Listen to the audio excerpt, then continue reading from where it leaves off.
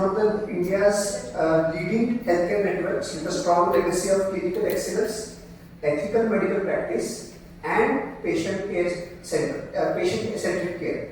With a pan-India footprint across multiple cities, Manipal Hospitals is known for delivering advanced, evidence-based healthcare supported by robust clinical governance and multidisciplinary collaboration. Here at Baner is a key quaternary care center in Pune, catering not only to the city but also to patients from surrounding regions. Baner unit has developed comprehensive capabilities across pediatrics, neurology, pediatric surgery, critical care, and advanced diagnosis.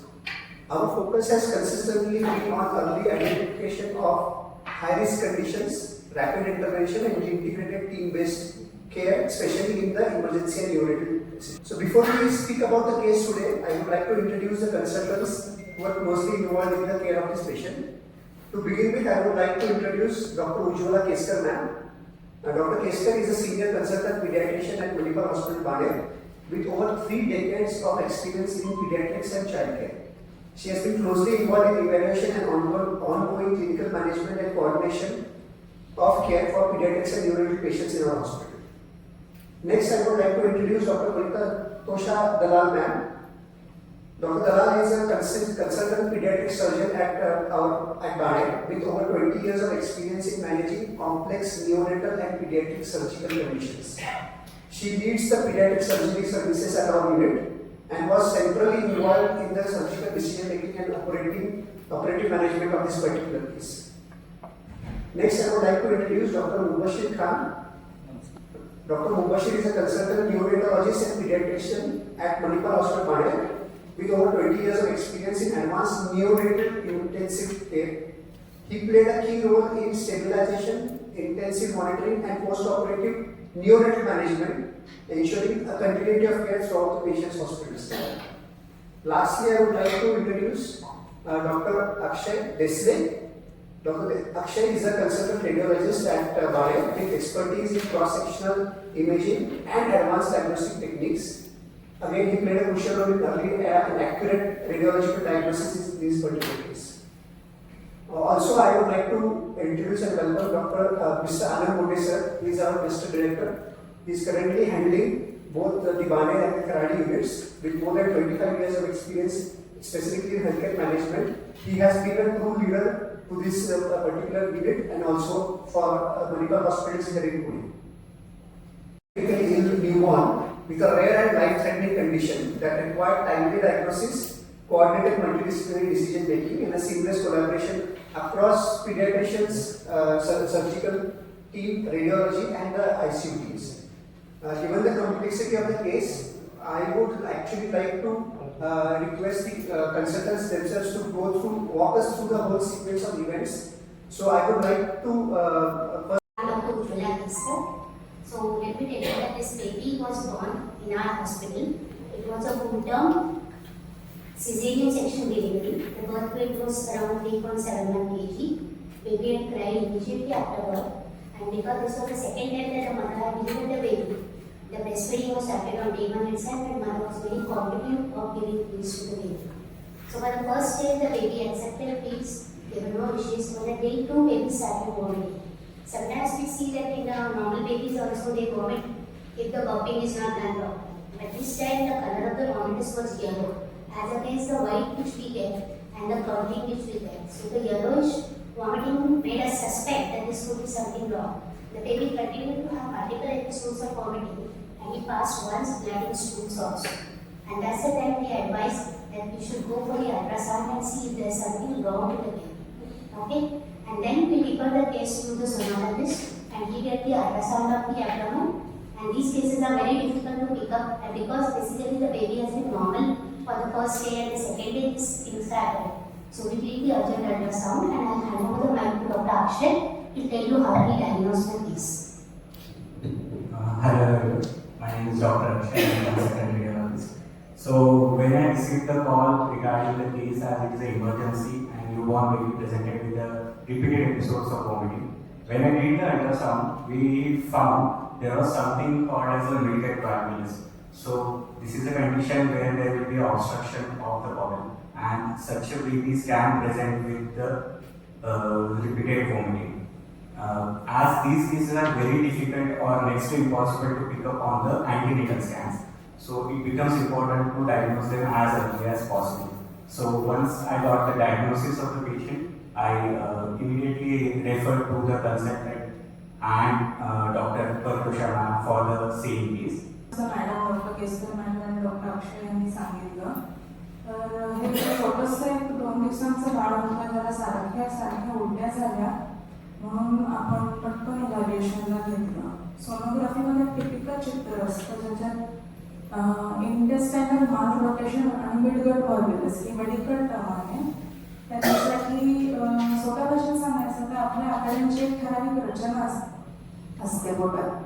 ती जर का बिघडली तर कधी कधी ती आतडी स्वतः बहुतेक ट्विस्ट होतात. जेव्हा ती ट्विस्ट होतात तेव्हा ते स्वतःचाच रक्तप्रवाह बंद करू शकतात आणि हा जो मेन ब्लड सप्लाय असतो तो ऑलमोस्ट 2/3 म्हणजे 75% ऑफ इंटेस्टाईन मग त्याच्यात छोटा आतडा मोठा आतडा या सगळ्याला अफेक्ट करतो. त्यामुळे ह्या परिस्थितीत ह्या बाळाला अशा प्रकारचा डायग्नोसिस असताना एकदम rapid fire surgery is the treatment की हे वेळेत नाही केलं 6 तासांच्या आत सर्जरी नाही केली 75% ब्लॉक असला तर आपल्याला फार कमी आतडं सेव्ह करता येतं. कधी कधी असं होतं की पूर्ण ब्लॉक असेल त्याला 2-3 पीळ पडले समजा आत तर आपण कितीही लवकर सर्जरी केली तरी पूर्ण आतडं काळं पडलेलं असतं गँग्रीन झालेलं असतं. अशा परिस्थितीत आपल्याला बाळाचं प्राण म्हणजे थोडक्यात आतडं व्हायचं कारण आहे तर त्याला कधीच दूध आणि अन्न आपल्याला देता येत नाही. त्यामुळे हे जीव घेणं होतं आणि बाळाचे प्राण कधी कधी अनफॉर्च्युनेटली वाचवता येत नाही.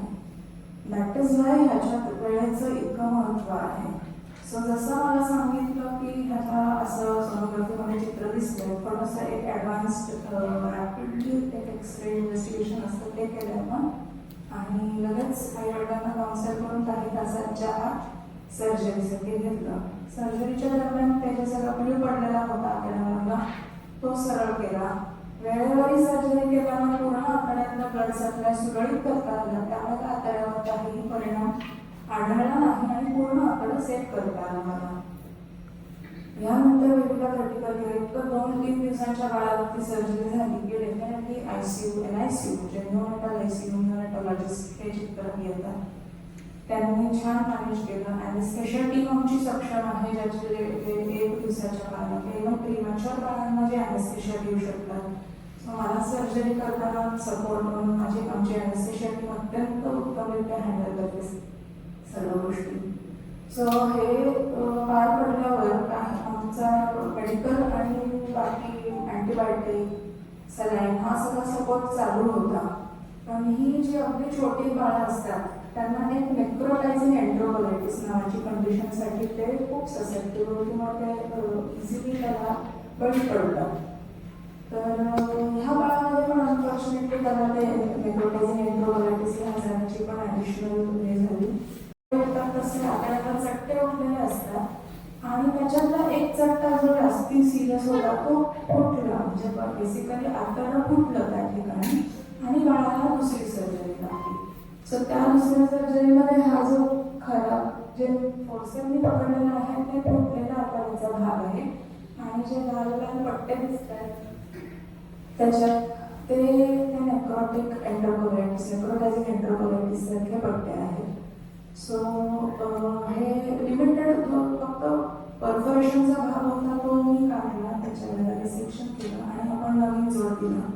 उरलेलं सगळं आतडं सेव्ह केलं आणि हे जे पॅचेस आहेत त्यांना सगळ्यांना मेडिकली मॅनेज करून ह्याच्यातलं बाळाला बाहेर औषध उपचारांनी आपण बाहेर काढलं. सो बेसिकली अशा प्रकारच्या 2 अत्यंत किचकट आणि अवघड अशा कंडिशन्समधनं हे बाळ he is a survivor the family is a survivor.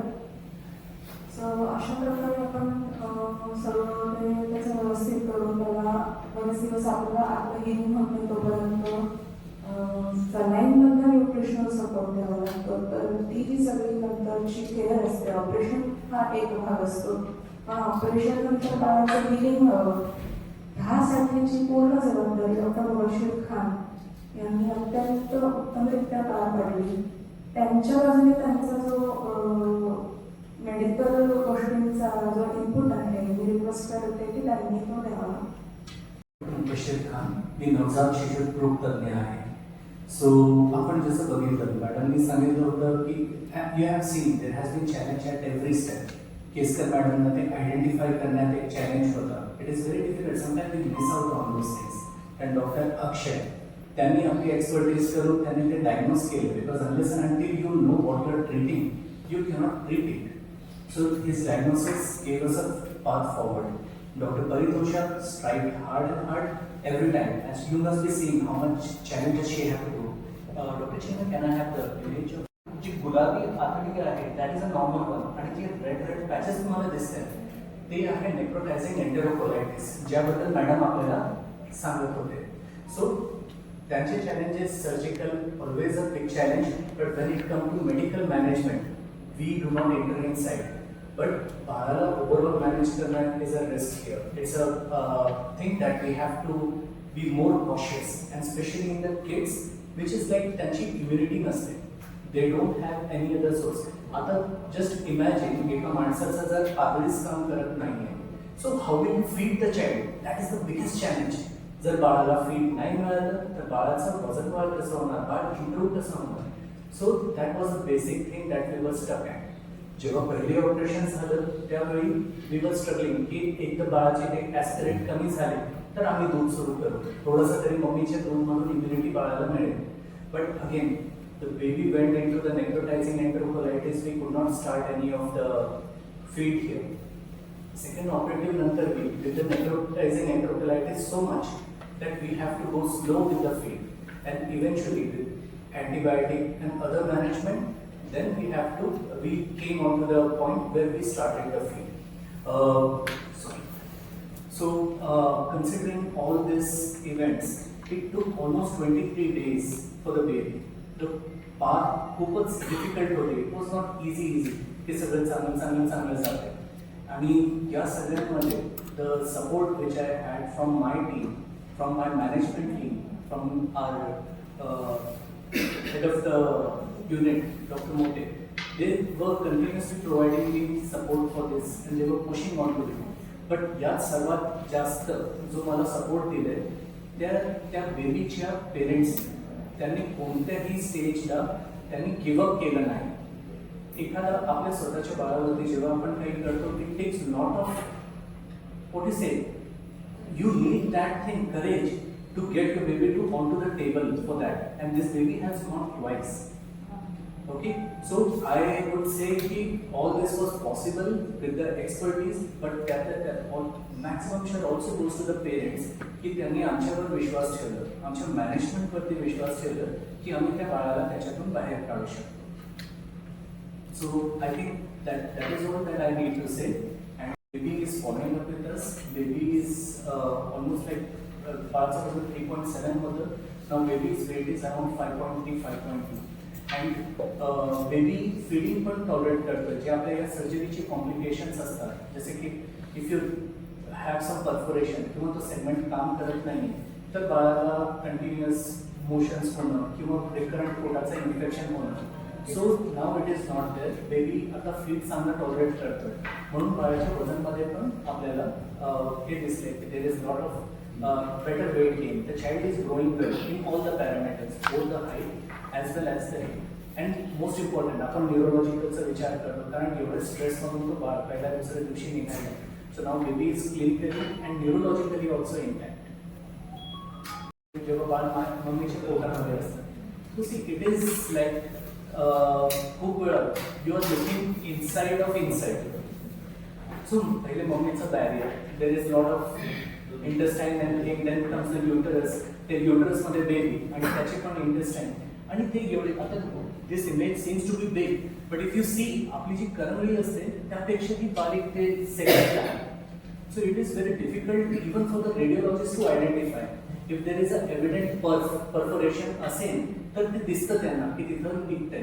पण थोडीशी त्याच्यावरती आता त्या आतडीवरती थोडीशी एवढी पण झाली आतडीची सूज, you can miss it. You can always consider it as normal.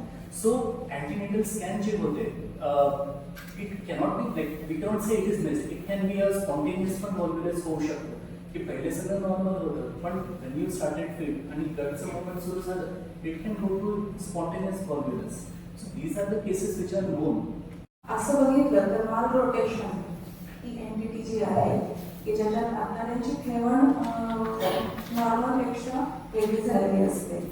तर हे साधारण 5,000 बाळांचा जन्म झाला तर त्याच्यात एका बाळाला होईल अशा प्रकारचं आहे.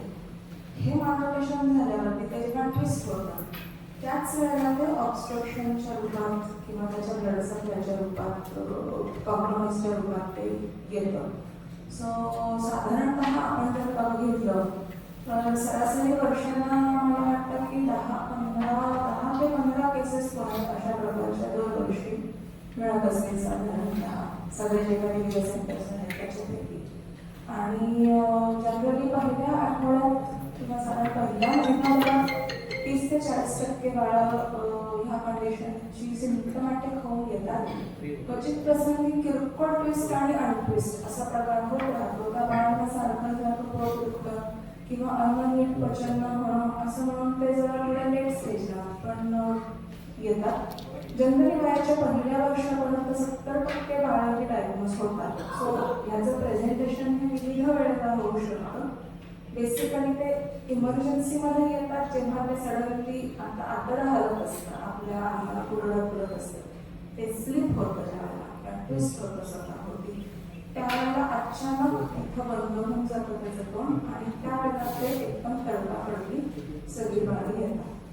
त्यावेळेला तुमचा प्रश्न की हा असं पहिल्यांदा मी सर्जरी केली किंवा बघितली तर नाही. लाईक असेल की कधी कधी मला बाळा अशी झालेली आहे की ती खूप पेरिफेरीला होती, इंटिरियरला होती. त्यांना येईपर्यंत कोणी निदान करून त्यांना घेऊन जा दुसऱ्या सेंटरला फॅसिलिटी आहे हे सांगेपर्यंत त्यांना इतका वेळ लागला की अनफॉर्च्युनेटली आम्हाला त्या बाळांचे प्राण नाही वाचवता आले. त्याचं पूर्ण आतडं त्याचा व्हॅस्क्युलर म्हणजे ब्लड सप्लाय पूर्णपणे गेलेला होता. तर त्यामुळे असं नाही वाचवता आलं त्यांना. Right from the extremely total आतडं वाचवणार.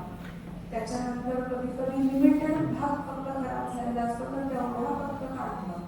कधी कधी मेजर रिसेक्शन लागतं ज्याच्यात मग बाळाला शॉर्ट बॉवेल सिंड्रोम किंवा शॉर्ट गट सिंड्रोम म्हणतो आम्ही की ज्याच्यात शिल्लक आतडं आहे पण ते पुरेसं नाही. म्हणजे ज्याच्यामुळे आपल्याला न्यूट्रिशन तो जे काही पोषण खाणार ते सगळं शरीराला पुरेल एवढं त्या आतड्यात कपॅसिटी उरत नाही.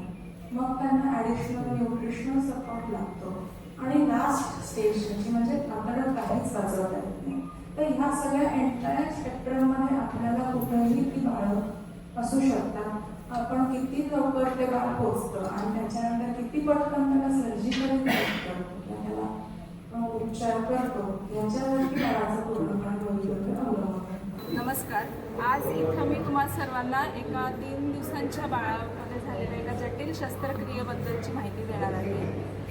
ह्या बाळामध्ये आतडं स्वतःभोवती ट्विस्ट होऊन ज्याला आम्ही मेडिकली इंटेस्टायनल माल रोटेशन अँड व्हॉल्व्युलस मिडगट व्हॉल्व्युलस असं म्हणतो.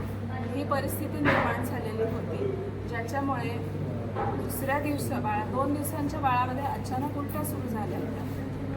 ह्याचं इव्हॅल्युएशन केल्यावरती सोनोग्राफी आणि एक्सरे तपासल्यावरती त्याच्यात हे आतडं ट्विस्ट झालेलं लक्षात येताच आम्ही तातडीची शस्त्रक्रिया केली आणि अर्जंट ह्या प्रकारासाठी सर्जिकली त्याला करेक्शन करून त्याच्यातला पीळ सोडवला आणि आतड्याची रचना परत अशी केली जेणेकरून असा पीळ परत बसू नये.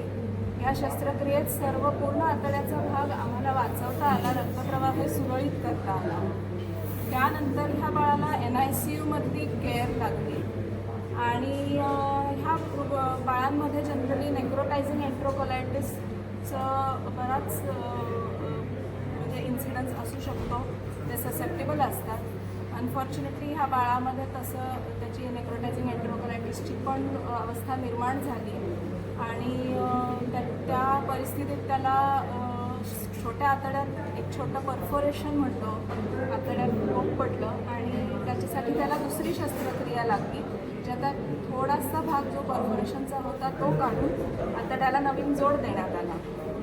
या सगळ्या शस्त्रक्रियेनंतर बाळाला क्रिटिकल केअर, निओनेटल केअर आणि सगळं मेडिकल सपोर्ट हा सर्व देण्यात आला. 3 आठवड्यांच्या ह्या सगळ्या शस्त्रक्रिया आणि मेडिकल मॅनेजमेंटनंतर बाळ आता व्यवस्थित आम्ही डिस्चार्ज करून घरी आहे. बाळाची वाढ झालेली आहे, बाळ मोठं झालेलं आहे, वजन वाढतं आहे आणि हेल अँड हार्टी आहे. ह्या सगळ्या प्रकारातले मेन चॅलेंजेस हे होते की वेळीच आतड्यांचा रक्तप्रवाह सुरळीत करणे आणि त्याच्यानंतर सेकंड चॅलेंज की नेक्रोटायझिंग एन्ट्रोकोलायटिससारख्या जटिल आजारातनं ह्या बाळाला बाहेर काढणं. सो 15 दिवसांच्या म्हणजे 15 दिवसांच्या आत 2 मेजर ऑपरेशन्स ह्या परिस्थितीतनं बाळाला आम्ही सक्सेसफुली बाहेर काढू शकलेलो आहोत. त्याबद्दल म्हणजे माझ्या सर्व टीमचे माझे आभार आहेत.